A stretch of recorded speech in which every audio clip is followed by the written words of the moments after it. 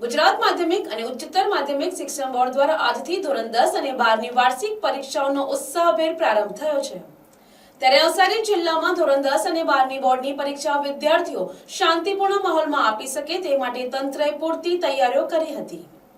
નવસારી જિલ્લામાં પરીક્ષાઓ શાંતિપૂર્ણ અને સુરક્ષિત વાતાવરણમાં બોર્ડની પરીક્ષા યોજાય તે માટે જિલ્લા વહીવટી તંત્ર અને શિક્ષણ વિભાગ દ્વારા સઘન આયોજન કરવામાં આવ્યું છે।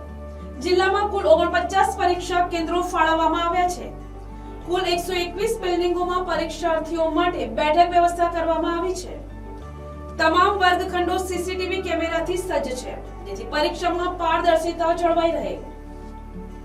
જિલ્લા શિક્ષણ વિભાગના અધિકારીના જણાવ્યા અનુસાર વિદ્યાર્થીઓ કોઈ પણ પ્રકારના ડર કે માનસિક તણાવ વગર પરીક્ષા આપી શકે તે માટે પૂરતી તકેદારી રાખવામાં આવી છે।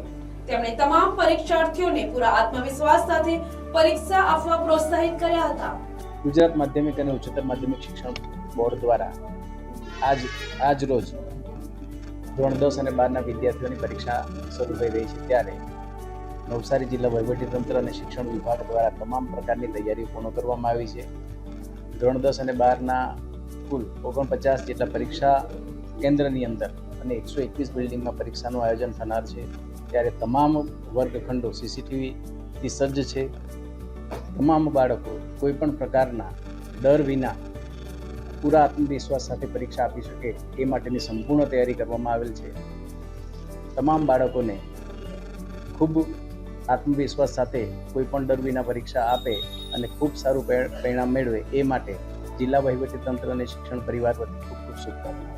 Bureau report NTC news Navsari.